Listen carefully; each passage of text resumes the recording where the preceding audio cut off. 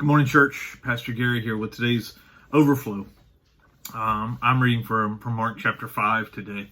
And in this chapter, Jesus presents us with three stories of dramatic healing.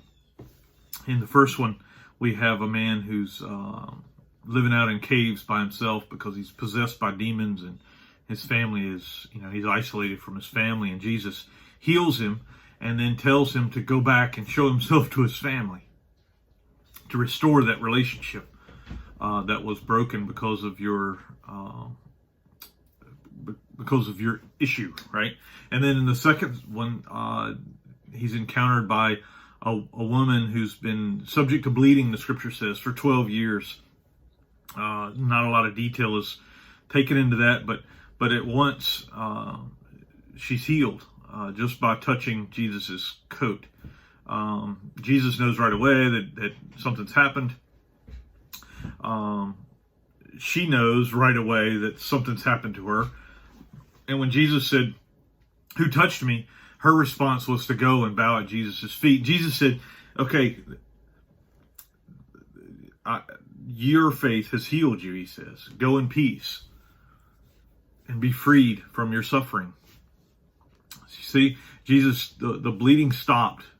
And then she came and bowed at Jesus' feet. And in that way, she kind of recognized that she was being healed completely. Her identity was being changed from one who was an untouchable to one who was at peace.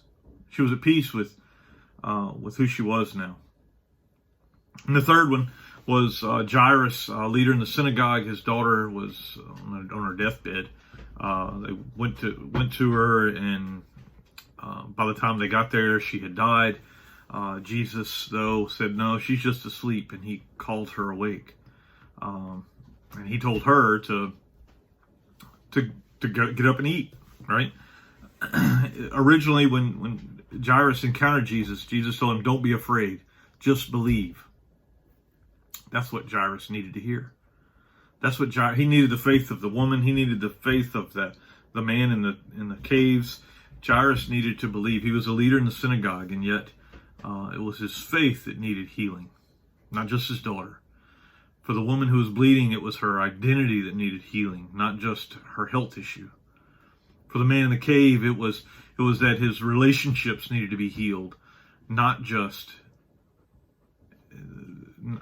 his possession, right, by demons, not just the demonic issue that was happening in his life.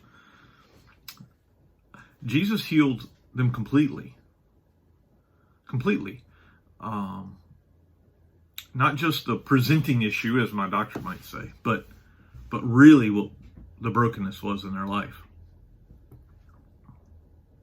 Makes me think how Jesus has worked in my life to heal me, not just of the things that were obvious, the way I took advantage of relationships and took advantage of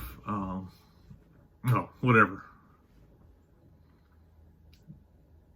Jesus heals us not just of the presenting issue, but at the core of who we are, of what's going on. He reaches down deep in us. That's what I'm getting from the text today. So I'd ask, what really are we looking for Jesus to do in our lives? Consider that.